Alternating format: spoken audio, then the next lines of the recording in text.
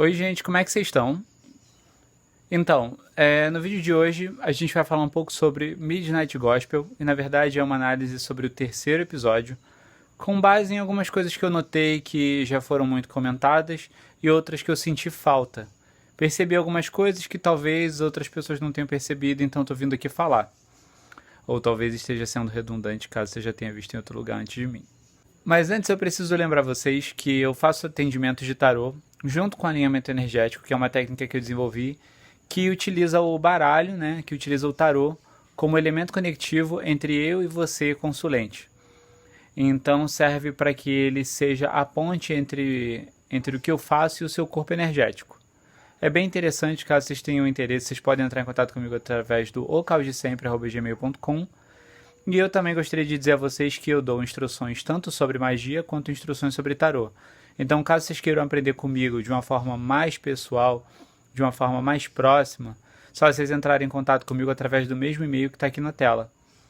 Ah, e todo domingo eu estou fazendo uma série de vídeos, né, dominicais, sempre falando sobre os 22 arcanos maiores. Inclusive o nome é bem explícito, é explicando os 22 arcanos maiores. Então se você tem interesse, cola lá no meu Instagram, que é o @unholyvictor, tá aqui na tela também. Eu não poderia começar a falar de Midnight Gospel sem falar primeiro de toda a estrutura, né? Sem falar primeiro do querido personagem principal que utiliza um computador para se comunicar com toda essa realidade manipulada, né? Com toda essa simulação, onde a tela do computador dele tem um formato triangular, onde claramente a gente, com um viés cabalista super forçado, inclusive se você é cabalista e você não força a barra, você está fazendo errado. Mas eu diria que aquele computador representa justamente a primeira tríade de Sefiras, né, ou a primeira tríade, na verdade, de Sefirot, que são Keter, Chokmah ou Rokhmah e Binah. E ali ele forma aquela primeira tríade, que é justamente a tríade que representa o mais próximo e palpável do pensamento abstrato sobre a luz ilimitada de Ain, né? Que vem Ain, Ain Sof, Ain Sof Aur, e aí depois desses três véus tem Keter, Rokhmah e Binah. Então ali a gente já começa a entender que ele observa o mundo e toda a comunicação dele com todo o mundo exterior através daquela tela em formato triangular. A gente também tem que mencionar aquele equipamento que ele utiliza para poder acessar essa realidade simulada, né? Que é justamente uma vulva. É obviamente uma vulva, né? Então ele traz muito aquele símbolo antigo xamânico quando a gente fala do útero da terra, né? A gente utiliza o útero da terra, que é a caverna, para poder ir lá para dentro e fazer o vitriol, né? Que é visita o interior dessa tua porra toda e tira alguma coisa que preste dali. Ou mais ou menos isso em latim. Dessa lógica de útero da terra, né? De grande vulva, onde a gente entra para acessar algo maior, né? Ou, na verdade, para acessar algo interno, a gente também pode ver muito bem as portas das igrejas góticas com a rosácea em cima, né? Apesar daquele equipamento não ter um clitóris, as portas são objetivamente, né, um formato de vulva. Então, quando você entra na igreja, você entra para o interior daquele útero, né? Que é onde você sai de lá gerado em Cristo. É meio esquisito, porque você entra num útero materno e você sai gerado em Cristo de um corpo masculino. Na verdade não é tão esquisito porque tem um casamento alquímico nesse rolê, né? E o fenômeno da transubstanciação. Mas eu acho esquisito pra caralho o católico fazer isso. Pelo menos ele não deixa nada explícito. Para além disso, nesse terceiro episódio, na verdade, a gente observa que a única intenção do personagem principal é conseguir sorvete. E ali, quando ele solicita a inteligência artificial uma realidade que tenha sorvete, ele primeiro já tem dificuldade com as palavras. Tanto que quando ele vai atrás do ice cream, ele procura o ass cream, né? De ass, de rabo. Então ele já procura já com problema, né, de compreensão das palavras, com problema na manipulação das palavras para ir atrás de alguma coisa. A inteligência artificial que precisa recorrer à própria inteligência para entender o que ele está falando. E isso fica muito interessante porque muito próximo do final, o Damien Echols, ele fala sobre a utilização da palavra, mas eu vou chegar lá. Antes, agora eu preciso falar do Damien Echols. Damien Echols, quando tinha uns 18 anos, se não me engano, ele fazia parte de um grupo satanista, e que eu não tenho muita certeza se era satanista. Era um grupo de magia, onde ele e mais 2 amigos foram condenados à prisão e posteriormente à sentença de morte, porque eles foram culpados de um assassinato de 3 crianças, se não me engano, de 8 anos, né? E como a comunidade daquele local onde ele vivia era uma comunidade muito cristã, eles conseguiram, né, através do potencial branco de fazer merda, a conseguir culpar eles e levar eles para a justiça, pressionando a justiça, né, publicamente. E o Damien, ele fala a todo momento sobre o trabalho dele de observação de si e sobre o trabalho dele de manutenção do seu corpo áurico dentro da cadeia. Inclusive ele fala sobre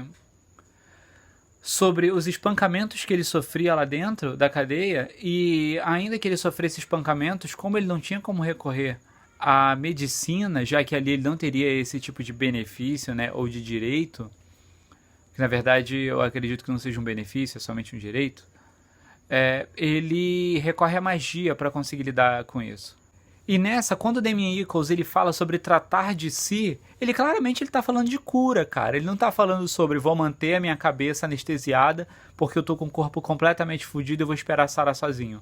Não, ele vai atrás de um resultado. E, inclusive, ele fala muito sobre a propriedade das palavras na manipulação da realidade, porque ele aborda um lance muito maneiro, que é quando ele fala que a gente utiliza muito as palavras para nos distanciar daquilo que nos aflige, quando na verdade a gente precisa ir de encontro àquilo que nos aflige através das palavras, para a gente poder atacar diretamente essa situação com palavras positivas. Então ele dá o exemplo de quando a pessoa pergunta se você está doente. Obviamente você não vai dizer que não. O que você tem que fazer no caso é realmente falar: estou melhorando cada dia mais. E apesar de parecer uma coisa muito boba, a nossa realidade ela é construída a partir da semântica das coisas. Tudo que a gente vê é uma palavra. E tudo que a gente vê é construído pelas palavras que a gente tem dentro de nós. Eu, por exemplo, aqui agora estou vendo um matagal. Por trás desse matagal eu vejo árvores. Por trás dessas árvores eu vejo objetivamente cada uma. Eu vejo um pau-brasil, eu vejo um eucalipto, eu vejo um pé de abil, eu vejo capim-limão ali na frente. Então, assim, e por trás de cada uma dessas plantas que eu falei, eu vejo inúmeras outras coisas. Algumas com potencial curativo, algumas com potencial de memória afetiva. Por exemplo, o eucalipto, que eu sempre lembro de ter visto raios caindo em eucaliptos quando eu morava com a minha mãe e eu era criança. Então, a minha realidade toda ela é construída a partir das palavras que eu consigo atribuir a cada uma das coisas que compete a ela. Então, as palavras que a gente traz para a nossa realidade são responsáveis pela estruturação daquilo que elas se tornam. Então, tudo aquilo que tem base por aquilo que nós dizemos que ela se torna. Eu não sei se ficou muito imaterial, eu espero que, se ficou muito imaterial para você, que você volte um pouco a ler sobre hermetismo, mas é realmente sobre sobre a compreensão de assumir a responsabilidade sobre a realidade que você vive. Eu sempre falo sobre o símbolo astrológico do Sol. É aquele momento em que nós somos o ponto dentro da circunferência, onde não importa para onde a circunferência, ou não importa para onde o ponto vá, a circunferência sempre se desloca com ele. Além disso, quando Damien Echols ele fala sobre o potencial das palavras, ele vem falando sobre a transmissão das correntes. Ele faz uma estruturação temporal que vem desde a Babilônia até os tempos atuais, passando, né, pelo Oriente Médio, até chegar aos europeus que foram para o Oriente Médio e posteriormente chegando até aqui no nosso continente americano. Ele fala sobre a potencialidade de passar a corrente, né, como a tal da corrente 93, ou a tal da corrente 182, ou a corrente 156, ou a corrente telêmica, ou a corrente da aurora dourada, ou a corrente da alta magia. O Damien Echols ele fala muito sobre High Magic, né? Ele fala muito sobre a alta magia. Na verdade, ele só está falando mesmo sobre a magia cerimonial E eu preciso ser sincero com vocês que ultimamente eu tenho dado muito valor à magia cerimonial, mesmo tendo vindo da magia do caos, assim. Porque eu também tenho entendido que tudo é magia cerimonial. Porque a magia cerimonial ela não depende da fórmula de bolo que a OTO, que a Golden Dawn ou que a Astrum Argentum te passe. Ela depende do seu interesse em manipular as ferramentas que te conectam com algo mais profundo em você e que fazem você realizar coisas que conscientemente você não realizaria. Então, quando ele fala disso, ele está falando, na verdade, de que a vibração da voz passa energeticamente o potencial de realizar. Então, a tradição oral, na verdade, ele fala que não é sobre eu chegar e falar para vocês tudo que eu estou falando, mas sim através da minha voz, potencializado pela minha intenção mágica, vocês receberem um conhecimento que vai para além do que eu digo, mas sim aquilo que vocês conseguem sentir a partir da compreensão do que eu disse. É bem interessante, é bem iniciático. É muito sobre aquele aprendiz que segue o mestre e que vai ouvindo e vendo durante os dias. Que não é sobre exatamente a forma como ele segura a baqueta, mas sim sobre compreender a motivação por trás de utilizar uma baqueta. Eu, inclusive, falo muito isso com os meus instruendos sobre o ato de invocar. O ato de invocar não é invocar o movimento, por exemplo, de Cristo, mas é sobre invocar e trazer para dentro de si os atributos que motivavam Cristo a se movimentar como ele se movimentava. E a partir disso você começa a se expressar como você mesmo a partir desse filtro do conhecimento mágico que te foi passado. E não só isso também, o Damien Echols ele fala sobre a meditação. É muito interessante, assim, eu estou falando um pouco desconexo de tempo, porque as coisas vão se conectando com o passar do episódio. E ele, no início do episódio, você vê que o Damien Echols ele é representado por um peixe que usa uma armadura. E é muito interessante esse conceito do peixe, porque na verdade é um corpo que poderia muito bem se movimentar em qualquer direção, né? Enquanto aquele corpo físico parece muito estático e rígido, mas na verdade ele utiliza como um objeto de manifestação daquilo que ele é, para potencializar as ações dele, porque o peixe, por exemplo, não tem pés nem braços, mas o corpo que ele utiliza tem. E ainda é muito mais interessante a capacidade de manipulação dele, porque o Damien Echols ele é um peixe que manipula gatos para servirem a ele. Então é o movimento oposto dos escravos servirão, né? A gente vê, na verdade, os escravos servindo sendo os gatos, né? Que eles se põem naquela situação porque eles cedem àquela manipulação. Mas é interessante também a gente entender a diferença semântica entre o escravo e o escravizado. Eu não estou falando, por exemplo, das populações sequestradas das suas cidades natais, dos seus países natais, né, das suas terras, e trazidas a outros povos para servir forçadamente. O que eu estou falando é de um entendimento de que a palavra escravo fala de alguém que assumiu essa responsabilidade. Como, por exemplo, o escravo grego que assumia a responsabilidade de servir a quem ele devia. Aquele era um escravo porque ele se botava debaixo daquele jugo. Agora o escravizado não tem nada a ver. O escravizado ele foi obrigado coercitivamente a fazer isso. Eu não sei nem se coercitivamente representa de fato a violência imposta sobre. Porque se for, eu até peço desculpa, porque é algo muito mais brutal. E é muito interessante você ver que quando o Damien Echols ele aparece logo após ser introduzido na história, ele tem uma almofada onde existe um heptágono ali que remete a gente tanto pela setenária quanto ao heptágono de Babylon, né, que é o santo sigilo, né, da Santa Ordem, e há inúmeras outras conexões com o número 7. Inclusive, ele representa também aquele lamen utilizado dentro das observações enoquianas que John Dee usava, aquele disco que ficava abaixo da esfera de obsidiana. Então, tem todo aquele símbolo ali, e não só isso, como quando eles pegam ele por um plano de trás, né, por um over-shoulder dele, quando você vê ele ali enquadrado, você vê que ali no chão tem as ferramentas mágicas. A única que falta é a adaga. E a adaga sai do braço dele e ele faz claramente o pentagrama da terra, de invocação da terra, onde é como se ele abrisse um ritual. Ele puxa para dentro dele, né? Ele invoca o potencial do pentagrama da Terra e se senta numa posição de lótus para começar o podcast, né? A gravação do podcast. E aí ele começa falando: tudo que eu sou é magia. E de fato é muito interessante observar isso, porque é uma coisa que eu tenho observado na minha vida há muito tempo. Independente de qualquer coisa que eu faça, tudo que eu faço tem um direcionamento para magia. Tudo, tudo, tudo, tudo. Quando não é diretamente, é lateralmente. Então sempre está direcionado à magia. Sempre está direcionado a essa dedicação. Porque ele fala, inclusive, que existem duas motivações para magia, né? Manifestar coisas, que é manifestar uma carreira boa, ou manifestar uma vaga de carro no estacionamento, ou arrumar um namorado ou uma namorada, ou fazer o seu bolo parar de queimar no fogo.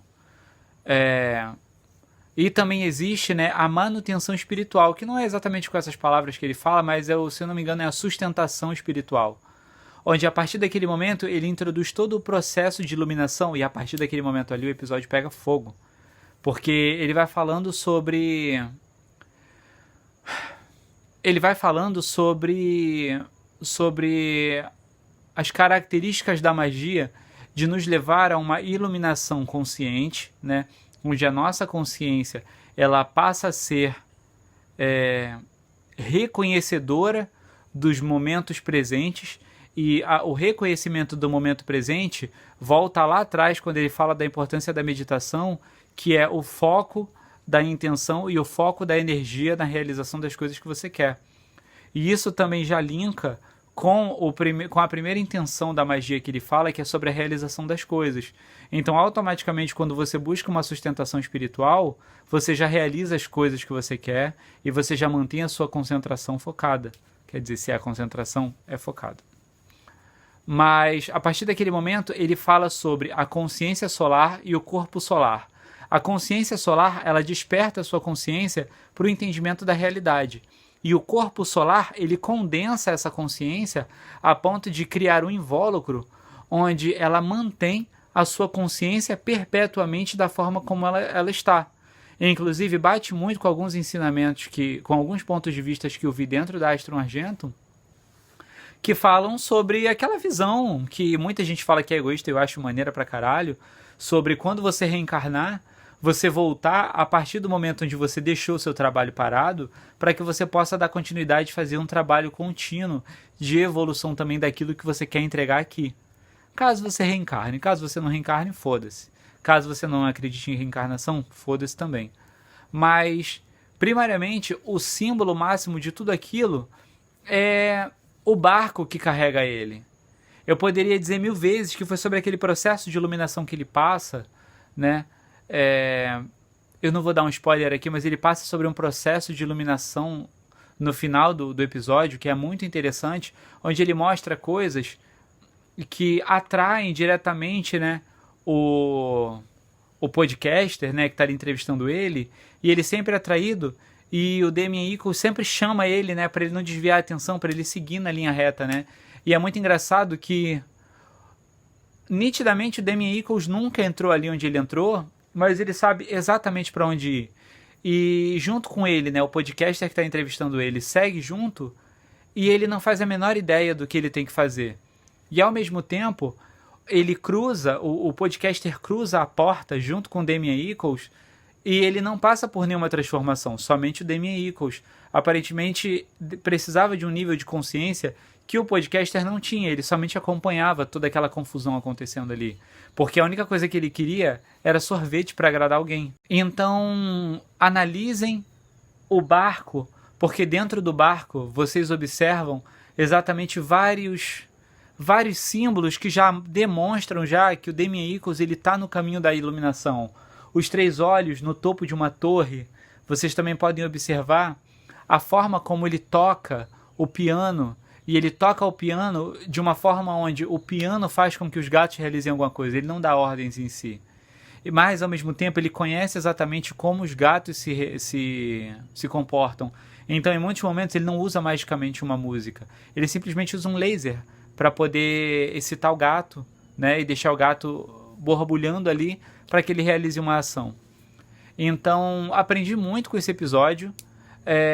Não preciso falar sobre Aleister Crowley, sobre John Fortune, ou sobre MacGregor Matters, que ele fala, que ele aborda muito a OTO ali dentro.